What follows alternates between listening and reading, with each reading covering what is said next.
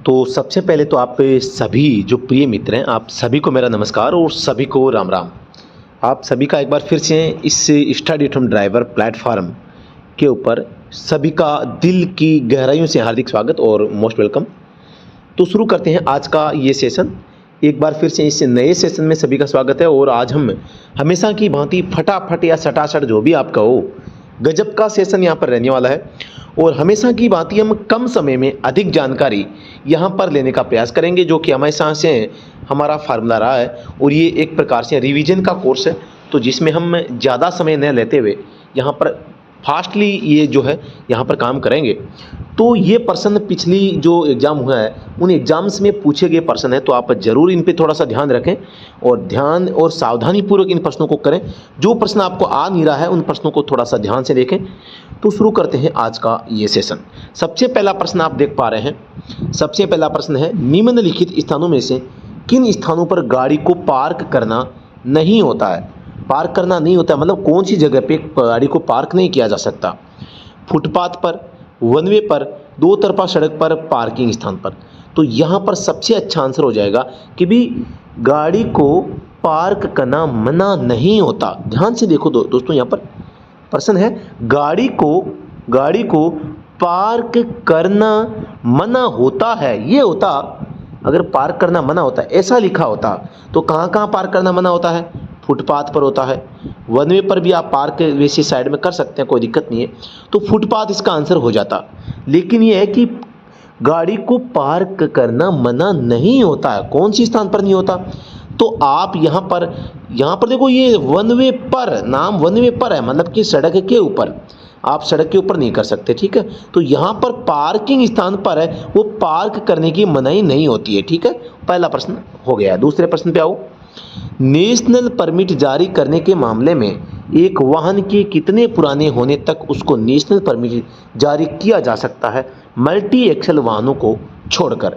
आप सभी को पता होगा कि यहाँ पर जो परमिट होता है नेशनल परमिट साथियों, यहाँ पर दो टाइप से होता है। एक 12 साल के लिए, एक 15 साल के लिए। ये 15 साल के लिए कौन सा है? मल्टी एक्सल जो वाहन होते हैं जिनमें आगे या पीछे टायर ज़्यादा होते हैं, वो भारी वाहनों के लिए यहाँ पर कौन सा होता है? यहाँ पे भारी वाहनों के लिए मल्टी एक्सल वाहन बोला जाता है और 15 साल के लिए नेशनल परमिट जारी किया जा सकता है। लेकिन सामान्य वाहनों के मामले में अगर आपका वाहन यहाँ पर 12 साल से पुराना हो गया है तो आपको नेशनल परमिट जारी नहीं किया जा सकता। इसके अलावा ये तो नेशनल परमिट हो गया। इसके अलावा देखो परमिट जो होते हैं, एक आपका अस्थायी परमिट होता है। अस्थायी परमिट जो होता है यहाँ पर 1 से लेके 4 माह तक दिया जाता है। एक आपका विशेष परमिट होता है। क्या होता है? विशेष, जिसे हम स्पेशल परमिट के नाम से जानते हैं। विशेष परमिट जो होता है वो 4 से लेकर 12 माह तक जारी होता है। एक स्टेट परमिट होता है। स्टेट परमिट तो ये 5 साल के लिए या कई बार 1 साल के लिए भी जारी किया जा सकता है। इसके लिए एक होता है AITP यानी कि ऑल इंडिया टूरिस्ट परमिट, जो कि पूरे भारत में मान्य होता है। एक होता है नेशनल परमिट, जो कि आप सभी को पता है यहाँ पर 4 राज्यों में आपके मान्य होता है। 4 राज्य, ठीक है, ये ऑल इंडिया में होता है। अब एक आता है पर्यटक परमिट। अब पर्यटक परमिट में भी मैक्सी कैब अगर गाड़ी है, मैक्सी कैब गाड़ी है तो यहाँ पर ये परमिट है आपका 9 साल तक आपको दिया जा सकता है। अन्य वाहनों की बात करें तो यहाँ पर 8 साल तक के ही यहाँ पर आपको पर्यटक परमिट दिया जा सकता है। समझ में आया होगा उम्मीद करता हूँ, और अच्छी तरह से आप इस प्रश्न को समझ पा रहे होंगे। रात के समय जब सड़क के किनारे अपने वाहन को खड़ा किया जाता है तो क्या नहीं करना चाहिए? याद रखना थोड़ा सा इसको। तो यहाँ पर चाबी निकाल लेनी चाहिए, ठीक है। सड़क के नीचे वाहन को पार्क करना चाहिए, ठीक है। पार्किंग लाइट बंद कर देनी चाहिए, गलत हो जाएगा अभी। इंजन बंद कर देना, ये भी ठीक है। पार्किंग लाइट, रात का बात होगी ना, रात के समय में तो आपको पार्किंग लाइट बंद नहीं करनी। 50 सीसी से अधिक के वाहनों के लाइसेंस आवेदन के लिए कम से कम आयु होनी चाहिए। 50 सीसी से अधिक के वाहनों के लिए बात आई है, तो यहाँ पर 50 सीसी से कम की बात आती, 16 वर्ष है, 50 सीसी कम की बात आ जाती तो यहाँ पर 16 वर्ष हो जाता। अधिक की बात आई है तो यहाँ पर 18 वर्ष आ गया, ठीक है। तो ऑप्शन नंबर बी हो जाएगा। जिस सड़क पर पैदल चलने के लिए जगह नहीं है या फुटपाथ भी नहीं है तो सड़क के कहाँ चला जाता है? हमेशा हम सड़क के लेफ्ट साइड में चलते हैं। कहाँ चलते हैं? लेफ्ट में। लेकिन अगर फुटपाथ नहीं है तो हम राइट साइड में चलेंगे। कहाँ चलेंगे? राइट साइड में चलेंगे। तो आप सभी इसका आंसर क्या दे सकते हैं? ऑप्शन नंबर 2 दाएं ओर, यानी कि राइट साइड में। प्रश्न संख्या 6, शराब पीकर गाड़ी चलाना अपराध होता है और ऐसा करते पाए जाने पर दंडनीय होगा। शराब पीकर गाड़ी चलाना धारा 185 यहाँ पर हो जाता है। पहली बार में 10,000 का जुर्माना आपके ऊपर लगाया जा सकता है। 6 माह प्रतिबंध यहाँ पर 6 माह तक कैद भी होता है और आपका डीएल भी जब्त किया जा सकता है या डीएल को सस्पेंड किया जा सकता है। सस्पेंड, ठीक है ना। अगले प्रश्न पे चलते हैं। भारत में जारी किए जाने वाले सड़क नियम अधिनियम नए संशोधन को किस प्रधान विभाग के नाम से गजट में प्रकाशित किया जाता है? आप सभी को पता होगा भारत का एक डिपार्टमेंट है मोर्थ, MORTH, मोर्थ, जिसकी स्थापना सन 1942 में होती है और 1942 में। और भारत में मोटर वाहन अधिनियम हो या नियम कायदे कानून अधिनियम बनाने हो तो ये सारे के सारे काम है ये मंत्रालय करता है। मंत्रालय का नाम है मोर्थ, जिसको हम हिंदी में सड़क परिवहन और राजमार्ग मंत्रालय के नाम से जानते हैं। ठीक है, तो ऑप्शन नंबर सी इसका राइट आंसर हो जाएगा। अगले प्रश्न पे चलते हैं। मोटर वाहन अधिनियम में संशोधन में निम्न के पंजीकरण के लिए आधार कार्ड को अनिवार्य कर दिया गया है। किसके पंजीकरण के लिए आधार कार्ड को कंपलसरी कर दिया है? तो एक तो आपका डीएल होगा और एक आपकी आरसी होगी। इन दोनों के लिए यहाँ पर जो राजस्थान में या पूरे भारत में यहाँ पर जो है आपके आधार कार्ड को अनिवार्य कर दिया गया है। तो इसका कौन सा हो जाएगा? लाइसेंस के लिए, वाहन पंजीकरण के लिए, लाइसेंस रिन्यू के लिए, सभी के लिए। तो यहाँ पर आप लाइसेंस के लिए, वाहन के लिए, तो यहाँ पर ऑप्शन नंबर डी क्या हो जाएगा? राइट आंसर हो जाएगा। अगले प्रश्न पे चलते हैं। आपातकालीन वाहन जिनको सड़क पर देखने पर तुरंत जगह देनी चाहिए, जगह देना अनिवार्य होता है, वो कौन से होते हैं? आप सभी को पता होगा कि यहाँ पर आग बुझाने वाली जो है फायर ब्रिगेड, मरीज को ले जाना एम्बुलेंस, पुलिस भी कई बार आपातकाल में काम करती है। तो यहाँ पर ये सभी आपातकालीन वाहन होते हैं, इन सभी को आपको रास्ता देना चाहिए। प्रश्न संख्या 10 है। नेक व्यक्ति उस आदमी को कहा जाता है जो सहायता करता है किसकी? सड़क दुर्घटना में घायल व्यक्ति की, बीमारी की, पीड़ित या अक्षम व्यक्ति की, सभी की। वो किसकी सहायता करता है? वो सड़क पर बात आ जाती है, सड़क पर सहायता करता है, यातायात से संबंधित स्थानों पर सहायता करता है। तो बिल्कुल डेफिनेटली आप यहाँ पे सड़क दुर्घटना में घायल व्यक्ति, बीमार या पीड़ित या असक्षम या अक्षम व्यक्ति जो है, अक्षम, उन व्यक्तियों की आप सहायता करते हैं।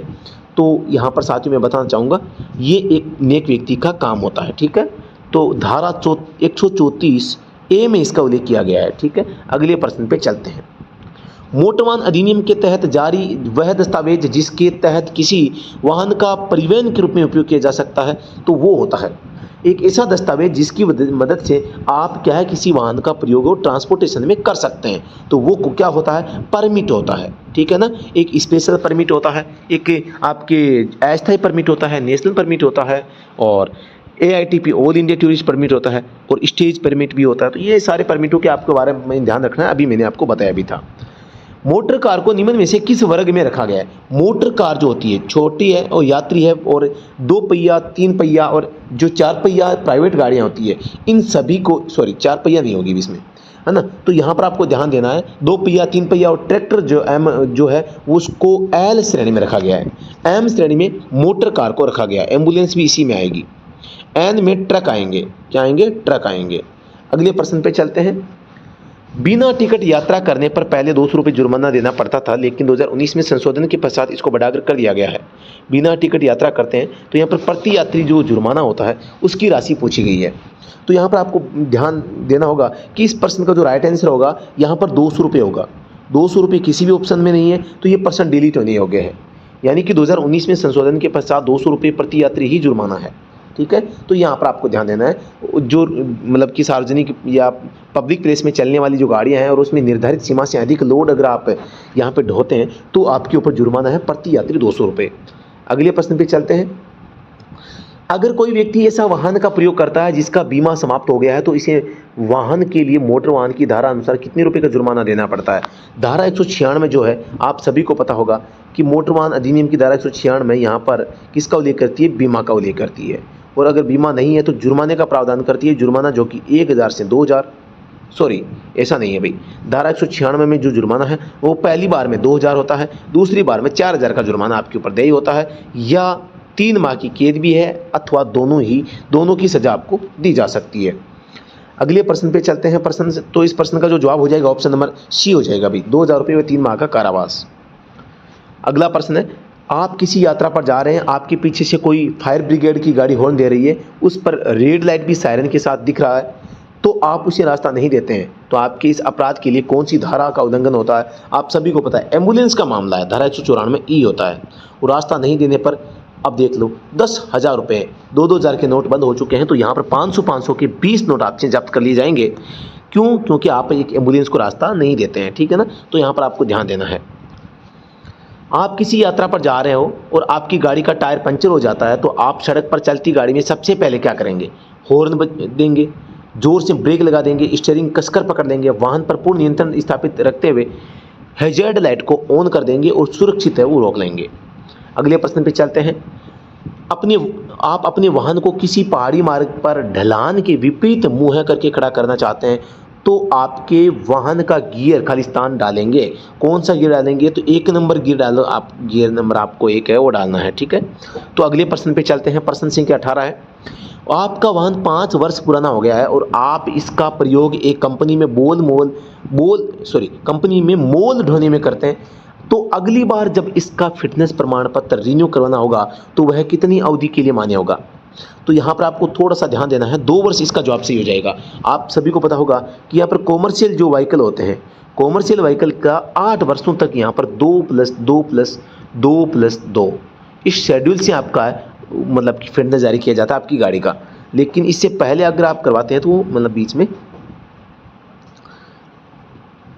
आप ज़्यादा एडवांस नहीं करवा सकते, ठीक है। तो यहाँ पर आपको ध्यान देना है कि जो फिटनेस प्रमाण पत्र होता है उसको शुरू में 2-2 साल के लिए, 8 वर्ष बाद 1-1 साल के लिए होता है, ठीक है। तो ये था फिटनेस प्रमाण पत्र वाहन का। यही फिटनेस प्रमाण पत्र अगर प्राइवेट व्हीकल की बात करता हूँ तो यहाँ पर 15 साल के लिए दिया जाता है। कितनी साल के लिए? 15 साल के लिए। प्रश्न 19 है, नीचे दी गई युक्तियों में से कौन सी युक्ति का प्रयोग डीजल इंजन में सर्दियों के मौसम में किया जाता है?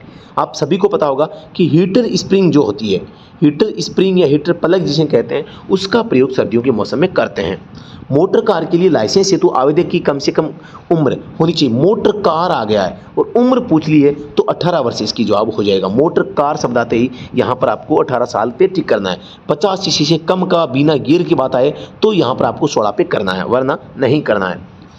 इसके अलावा इस प्रश्न में आपको थोड़ा सा बात बताना चाहूँगा। हीटर स्प्रिंग का प्रयोग हमने कहा कि हम सर्दियों के मौसम में करते हैं। कब करते हैं? सर्दियों के मौसम में। लेकिन यहाँ पर बात बताना चाहूँगा, सर्दियों के मौसम में जब इंजन ठंडा हो जाता है तो सिलेंडर के अंदर का टेम्परेचर डाउन हो जाता है, और आपको पता है डीजल इंजन जो होता है वो कंप्रेशन के सिद्धांत पर काम करता है, तो उचित कंप्रेशन नहीं बन पाता है। तो इसकी वजह से आपको यहाँ पर कंप्रेशन को बढ़ाने के लिए तापमान बढ़ाना पड़ेगा, और ताप को बढ़ाने के लिए हीटर प्लग लगाना पड़ेगा, और इसी हीटर प्लग को हीटर स्प्रिंग के नाम से यहाँ पर जाना गया है। वाहन में रेडिएटर प्राय तांबा और पीतल के मिश्र धातु के बनाए जाते हैं। किसके? रेडिएटर तांबा और पीतल के मिश्र धातु के। ये आसानी से पानी को ठंडा कर देते हैं और पानी को जमने से रोकते हैं। ये इंजन को बिना कूलेंट ठंडा कर देते हैं। ये जंगरोधी होते हैं उपरोक्त सभी। आप सभी को पता होगा कि यहाँ पर जो राइट आंसर क्या होगा, वाहन में रेडिएटर प्राय तांबा और पीतल के मिश्र धातु के बनाए जाते हैं। क्यों बनाए जाते हैं, है ना? तो अब ये जमने से रोकता है, ठंडा कर देता है। ये देखो, जमने से ये थोड़ी रोकता है, जमने से तो एंटी फ्रीज रोकता है ना? तो ये जंग रोधी होते हैं, है ना? ऑप्शन नंबर सी इसका जवाब हो जाएगा। अगले प्रश्न पे चलते हैं।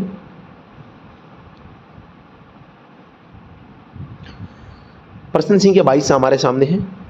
मोटर वाहन अधिनियम के संबंध में गलत कथन बताना है। मोटर वाहन अधिनियम 1988 को 1 जुलाई 1989 को लागू किया गया। MVA 1988 में अब तक 5 बार संशोधन किया जा चुका है। MVA 1988 में अंतिम संशोधन 1 सितंबर 2019 से लागू हुआ। उपरोक्त सभी सही है, तो यहाँ पर इसका राइट आंसर उपरोक्त सभी हो जाएगा। सभी कथन क्या है, यहाँ पे सही है। HSRP पंजीकरण प्लेट के संबंध में सही कथन है नहीं है? सही कथन नहीं है वो बताना है। प्लेट आयरन की बनी होगी। यहाँ पर आप सभी को पता है प्लेट आयरन की नहीं एल्यूमिनियम की बनती है। प्लेट पर अशोक चक्र का होलोग्राम लगा होगा। ये प्लेट स्थायी रिबन से लगाई जाएगी जिससे इसे खोला नहीं जा सकता। इसका पूरा नाम अति सुरक्षा रजिस्ट्रेशन प्लेट होता है, यानी कि हाई सिक्योरिटी रजिस्ट्रेशन प्लेट। तो यहाँ पर डी सही है, और इसके अलावा सी सही है, बी भी सही है, ए गलत हो जाएगा। प्लेट आयरन की नहीं एल्यूमिनियम की यहाँ पे बनती है। प्रश्न संख्या 24 है, किसी चौराहे पर लगी एम्बर ट्रैफिक लाइट के जलने का मतलब क्या होता है। एम्बर ट्रैफिक लाइट का मतलब क्या होता है ये बताना है। तो एम्बर को हम येलो लाइट के नाम से भी जानते हैं, पहली बात तो ये। और येलो लाइट जो होती है इसका मतलब क्या होता है, रुको या चौराया खाली करो, दो ऑप्शन में से एक होता है, तो डी इसका जवाब है, वो सही हो जाएगा। प्रश्न संख्या यहाँ पर 25 है, गोल्डन आवर या स्वर्णिम घंटा के बारे में सही कथन नहीं है। तो सही कथन नहीं है बताना है। ये समय किसी घटना के तुरंत पहले और बाद का 1 घंटे का समय होता है। इस 1 घंटे पहले या बाद का, पहले का नहीं होता, अभी बाद का ही होता है ये, इसको काट दो, तुरंत बाद का काट दो, ठीक है। तो इस 1 घंटे में पीड़ित की सहायता करने वाला व्यक्ति एक अच्छा सामरी कहलाता है, यानी कि गुड सिमरिटन कहलाता है, इस टाइम में जो व्यक्ति काम करता है, ठीक है। गोल्डन आवर का वर्णन धारा 2 की 12A में किया गया है, ठीक है। गोल्डन आवर केवल पुलिस प्रशासन के लोगों के लिए होता है जिसमें वे सड़क दुर्घटना की जांच करते हैं, ये गलत है भाई, ये केवल पुलिस वालों के लिए नहीं है, बाहर वालों के लिए भी होता है, ठीक है। तो अगले प्रश्न पे चलते हैं। प्रश्न 26 है, यातायात के वे संकेत जो सड़क के बारे में जानकारी प्रदान करते हैं और हमें सावधान करने में सहयोग करते हैं, चिन्ह को कहा जाता है। यातायात के वे संकेत जो सड़क के बारे में जानकारी प्रदान करते हैं और हमें सावधान करने में और सहयोग करते हैं, जिन्हें हम क्या कहते हैं, यहाँ पे चेतावनी संकेत, जो हमें सूचना या स्थिति के बारे में बताते हैं कि भी रोड है वो किस कंडीशन में आपकी, या जो आपकी मतलब कि यहाँ पर जो मतलब आगे इस पहाड़ी इलाका आने वाला है या पथरीला आने वाला है, बजरी है, फिसलने वाली सड़क है, चढ़ाई है, ढलान है, इन चीज़ों के बारे में चेतावनी संकेत है, यहाँ हमें जानकारी देते हैं। निम्न में से निजी वाहन वह दस्तावेज जिसकी अवधि 15 वर्ष नहीं होती है। निजी वाहन का वह दस्तावेज जिसकी 15 वर्ष की अवधि नहीं होती है। वाहन का बीमा बिल्कुल 15 वर्ष के लिए होता है, फिटनेस का भी होता है, टैक्स का भी होता है, पंजीकरण प्रमाण पत्र का, या इनमें से देखो बीमा का नहीं होता, फिटनेस का होता है, टैक्स का होता है, पंजीकरण प्रमाण पत्र का होता है, तो एक का नहीं होता भी, ठीक है। तो ऑप्शन नंबर 1 इसका सही जवाब हो जाएगा। चलो भाई दोबारा से देख लेते हैं एक बार। निम्न में से निजी वाहन का वह दस्तावेज जिसकी अवधि 15 वर्ष नहीं होती। तो इसमें बीमा की अवधि जो है ना 15 वर्ष नहीं होती। बाकी इन तीनों की जो चीज़ें, जो टैक्स है, फिटनेस है, आरसी है, इनकी 15 वर्ष होती है, ठीक है। अगले प्रश्न पे चलते हैं। डीजल और पेट्रोल इंजन में तुलनात्मक रूप से डीजल इंजन की विशेषता नहीं है। डीजल इंजन की विशेषता नहीं है, ये इंजन कम प्रदूषण करते हैं, ये अधिक शोर करते हैं, ये भारी लोड खींचने में सक्षम होते हैं, ये इंजन सर्दी के मौसम में आसानी से स्टार्ट नहीं होते हैं। बिल्कुल पेट्रोल और डीजल की बात करते हैं तो जो डीजल इंजन होते हैं ना, पेट्रोल की तुलना में मुश्किल से स्टार्ट होते हैं, ठीक है। तो यहाँ पर ये ठीक है, ये भी ठीक है, ये भी ठीक है।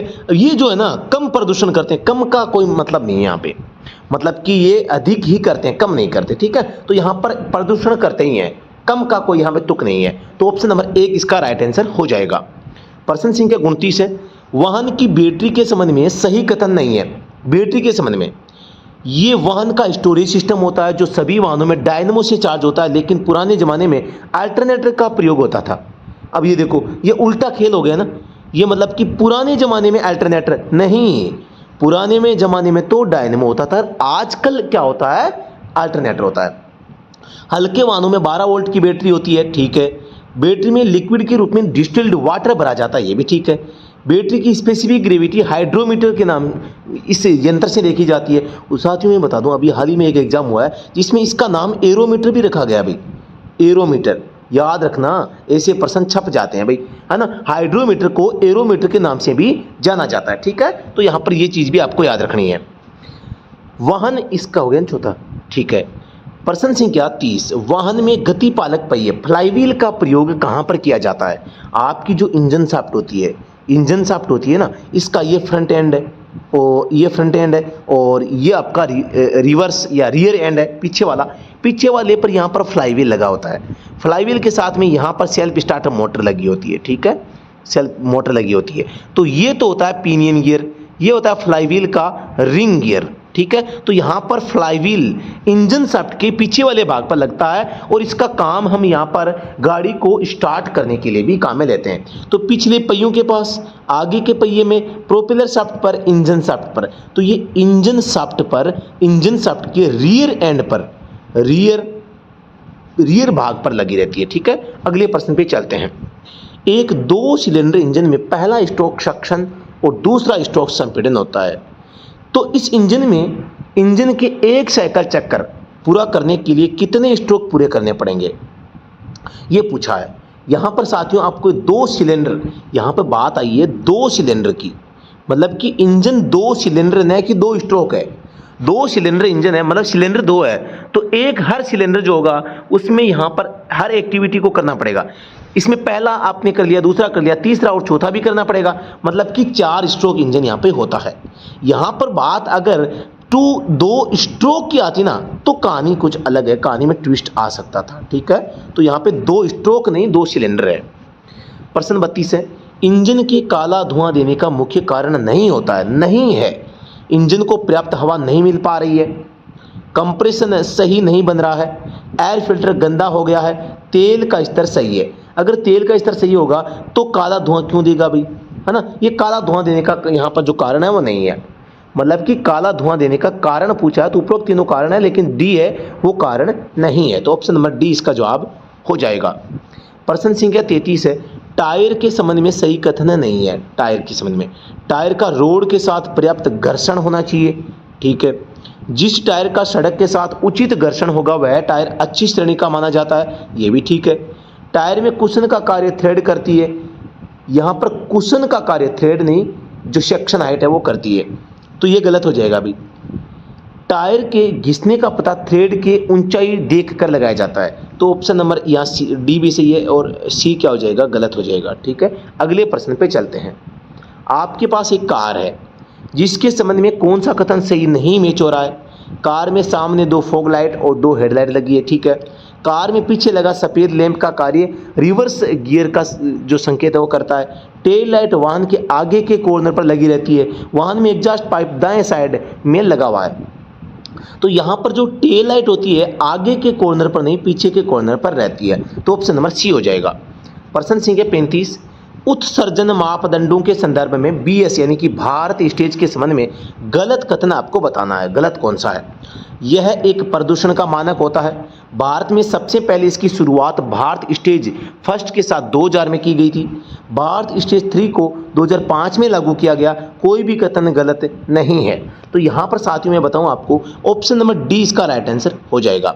भारत स्टेज जो 3 है इसकी शुरुआत 2005 में हुई, लेकिन भारत स्टेज 3 को पूरे भारत में, संपूर्ण भारत की बात करता हूँ तो संपूर्ण भारत में यहाँ पर 2010 में इसको लागू किया गया था, ठीक है। तो बात, हालांकि अब देखो इसकी शुरुआत 2005 में हो चुकी थी, इसीलिए इस प्रश्न का जवाब हमें यहाँ पर क्या मानना पड़ेगा, ऑप्शन नंबर डी मानना पड़ेगा। अगले प्रश्न पे चलते हैं। आप सभी को पता होगा, मैं एक बात और बताना चाहूँगा कि जो भारत स्टेज है ना, ये यूरो की तर्ज पर लाया गया था। जैसे यूरो होगा वैसे ही भारत स्टेज होगा, ठीक है, जिसे बीएस के नाम से हम जानेंगे। अगले प्रश्न पे चलते हैं। मोटर वाहन अधिनियम की नीचे दी गई धाराओं के संबंध में मेल सही नहीं है, सही नहीं है। धारा 180, अप्राधिकृत व्यक्ति द्वारा बिना लाइसेंस के वाहन चलाना मालिक की जिम्मेदारी होती है, बिल्कुल ठीक है। 181, अयोग्य होने के बाद वाहन चलाना स्वयं की जिम्मेदारी है, बिल्कुल ठीक है। अगर आपके पास में लाइसेंस है, आप योग्य ही नहीं है फिर भी गाड़ी चलाते हैं। 182, लाइसेंस के संबंध में अपराध करना, मिथ्या या गलत उपयोग करना, तो ऑप्शन नंबर 182 यहाँ पे सी करेक्ट हो जाएगा। धारा 183, खतरनाक तरीके से वाहन चलाना, ये गलत हो जाएगा अभी। ये धारा 184 में है और धारा 183 है वो स्पीड से संबंधित है, स्पीड, ठीक है, और स्पीड में गाड़ी चलाना, तो ऑप्शन नंबर यहाँ पे डी गलत हो जाएगा अभी। प्रश्न संख्या 37 है, कौन सा कथन सही नहीं है, सही नहीं है। फ्लैशिंग लाल बत्ती, स्टॉप लाइन या पैदल पार पथ से पहले रुकें तभी आगे बढ़ें जब सुरक्षित हो, सुरक्षित आ गया ना, बिल्कुल ठीक है। फ्लैशिंग पीली बत्ती, धीमे व सावधानी पूर्वक चलते रहें, ये भी ठीक है। हरी बत्ती, अपनी उचित लेन में रहते हुए तीर की दिशा में आगे बढ़ते रहें। लाल बत्ती, चलते रहिए, ये गलत हो जाएगा अभी, गलत ही पूछा है। रेड बत्ती का मतलब चलते रहिएगा नहीं होता है। प्रश्न संख्या 38 है, यहाँ पर एक चौकोर आकृति में संकेत दिया गया, आप देख पा रहे होंगे यहाँ पे, और इस संकेत में बस बनाई गई है, तो इसका मतलब क्या होगा, बस स्टैंड हो जाएगा, ऑप्शन बी। यह संकेत क्या कर रहा है, यहाँ पर देखो एक जो ड्राइवर है यहाँ पे अपने हाथ को यहाँ समकोण पर बाहर निकाल रहा है, ऐसे करके हथेली आगे है, तो इसका मतलब क्या है, वाहन को रोकने का इरादा है, वाहन को रोकने का इरादा है। स्लो करने का जो होता है ना, वो यहाँ पर सीधा हाथ राइट हैंड बाहर निकालता है और यहाँ पर हथेली नीचे की ओर करके ऊपर नीचे करता है। प्रश्न संख्या 40, यहाँ पर एक ट्रैफिक पुलिस वाला है जो क्या संकेत कर रहा है आपको बताना। चित्र को आप ध्यान से देखें, पीछे से आ रहे वाहन को रोकना, हथेली क्योंकि आगे की ओर है, लेफ्ट हैंड को बाहर निकाला है तो लेफ्ट हैंड हथेली आगे की ओर, और लेफ्ट हैंड को बाहर निकालना मतलब कि पीछे से जो वाहन आ रहे हैं उनको रोकने का इशारा यहाँ पर किया जा रहा है। ऑप्शन नंबर यहाँ पर डी इसका जवाब हो जाएगा। प्रश्न संख्या 41 है, इंजन के भागों के संबंध में गलत कथन बताना है। गलत बताना है भाई। पिस्टन कनेक्टिंग रोड से पिस्टन रिंग के माध्यम से जुड़ा रहता है। पिस्टन जो पिस्टन होता है वो किससे जुड़ा रहता है, ये प्रश्न है। तो कनेक्टिंग रोड से पिस्टन रिंग के माध्यम से, पिस्टन रिंग के माध्यम से जुड़ा रहता है, गलत हो जाएगा अभी पहला ही कथन। ठीक है, गलत ही पूछा। कनेक्टिंग रोड को पिस्टन और क्रैंकशाफ्ट से जुड़ी होती है। केमशाफ्ट क्रैंकशाफ्ट से टाइमिंग चेन से जुड़ी रहती है। क्रैंकशाफ्ट के पिछली सिरे पर फ्लाईव्हील लगा होता है। तो ये तीनों कथन सही है, लेकिन ए है वो गलत हो जाएगा। वह संकेत जो किसी कार्य के बारे में यह करो ये नहीं करो का संकेत देते हैं, यानी या तो यह संकेत करता है कि आपको ये काम करना है होगा, या फिर यह संकेत देगा कि आपको दिया गया काम नहीं करना है। तो आदेशात्मक जो संकेत होते हैं इनका पालन करना जरूरी होता है, और ये दो प्रकार के होते हैं। एक तो आपके जो आज्ञा देते हैं, एक जो मना करते हैं। ठीक है, तो यहां पर ये आदेशात्मक संकेत इसका जवाब सही हो जाएगा।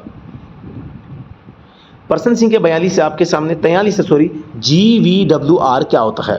तो GVWR का फुल फॉर्म है gross vehicle wait rating. Gross vehicle wait rating.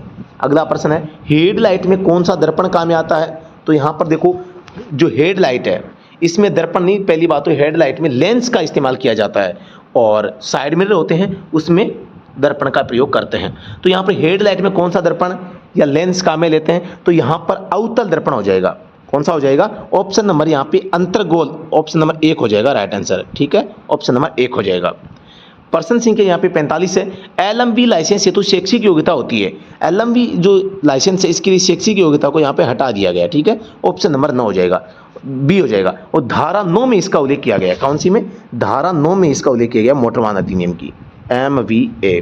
ठीक है ना। अगले प्रश्न पे चलते हैं, वाहन का पंजीकरण करवाने के लिए कौन सा फॉर्म भरना पड़ता है। तो यहाँ आप सभी को होगा पता होगा, प्रश्न संख्या 46 कहाँ गया, ये है कि जो फॉर्म संख्या यहाँ पे होता है, क्या करना है फॉर्म में आज पंजीकरण करवाने के लिए कौन सा फॉर्म भरना, पंजीकरण करवाने के लिए। तो यहाँ पर फॉर्म संख्या सी हो जाएगा, यानी कि फॉर्म संख्या जो 20 है इसका प्रयोग हम किसके लिए करते हैं, नए पंजीकरण के लिए। वाहन का पंजीकरण करवाने के लिए फॉर्म संख्या 20 का इस्तेमाल हम यहाँ पे करते हैं। ठीक है, अगले प्रश्न पे चलते हैं।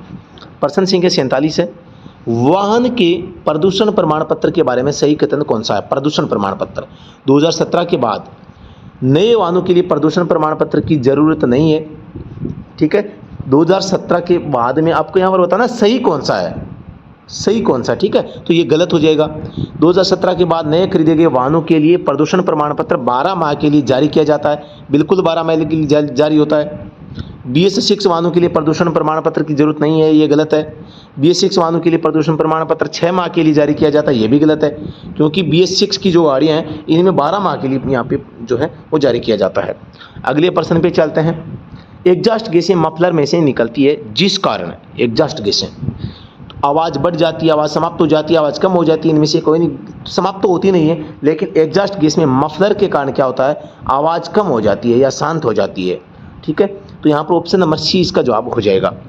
प्रश्न संख्या 49 है, विभेदक का प्रयोग होता है। विभेदक यानी कि डिफरेंशियल का जो प्रयोग है यहाँ पर होता है, गाड़ी को उल्टा चलाते समय, गाड़ी को खड़ा करते समय, गाड़ी को मोड़ते समय, इनमें से कोई नहीं।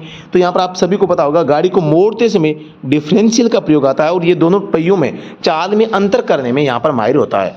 90 डिग्री पे एनर्जी को भी मोड़ता है। गाड़ी को स्टार्ट करते समय मिलते हैं, क्या मिलते हैं, आप सभी को पता होगा सेल्फ स्टार्टर मोटर होती है, इसके साथ में पिनियन गियर होता है। ठीक है, फ्लाईव्हील जो होता है, फ्लाईव्हील के ऊपर यहाँ पर क्या होता है, रिंग गियर होता है। तो यहाँ पर FRSP या SPFR जो भी आप याद करना चाहें याद कर सकते हैं। तो यहाँ पर फ्लाईव्हील का सन गियर गलत हो जाएगा, सन गियर नहीं होगा, रिंग गियर भी यहाँ पे हो जाएगा, रिंग गियर हो सकता है, रिंग गियर और रिंग गियर ये भी गलत हो गया। पिनियन की फ्लाईव्हील का पिनियन गियर ये भी गलत हो गया। फ्लाईव्हील का रिंग गियर और स्टार्टर का पिनियन गियर होता है। ठीक है, तो ऑप्शन नंबर डी इसका राइट आंसर हो जाएगा। तो साथियों आज का जो हमारा सेशन रहा है इस सेशन में हमने 50% करने का प्रयास किया और कम समय में अधिक जानकारी, जैसा कि मैं देख पा रहा हूँ 29 मिनट का वीडियो है, लगभग हर 1 मिनट में हमने 2 प्रश्न यहाँ पे सॉल्व किए हैं। तो जो भी साथी इस एग्जाम की तैयारी कर रहे हैं, तो अगर आपको वीडियो पसंद आया तो जो है इस पेपर को या इस मॉडल पेपर को या इस सेशन को आज आप अपने दोस्तों के पास में जरूर भेजेंगे। उम्मीद है कि ये सेशन आपको समझ में आया होगा। यहाँ पर जो हमारी स्पीड है, फटाफट जो सेशन हो रहे हैं, इस स्पीड के बारे में भी आप अपना जो कमेंट है, अपनी जो राय है वो हमें दें कि भी आपको फास्ट सुनना पसंद है या स्लो मोशन में ही चलने दें। ठीक है, तो आज की क्लास के बारे में फीडबैक आपको देना है। अच्छी है तो अच्छी बताओ, बुरी है तो बुरी बताओ, अच्छी लगे तो लाइक भी करनी है, शेयर भी करनी है। तो साथियों धन्यवाद। किसी भी प्रकार की क्वेरी के लिए आप दिए गए नंबर पर संपर्क कर सकते हैं। और आपने अगर अभी तक हमारा जो ऑनलाइन बेच ज्वाइन नहीं किया है, या आप अगर टेस्ट सीरीज ज्वाइन करना चाहते हैं, स्पेशल नोट्स के माध्यम से पढ़ना चाहते हैं, तो आप ऐप के ऊपर स्पेशल नोट्स आप प्राप्त कर सकते हैं और कोर्स को भी ज्वाइन कर सकते हैं, टेस्ट सीरीज भी ज्वाइन कर सकते हैं। तो दोस्तों धन्यवाद। जय हिंद, वंदे मातरम।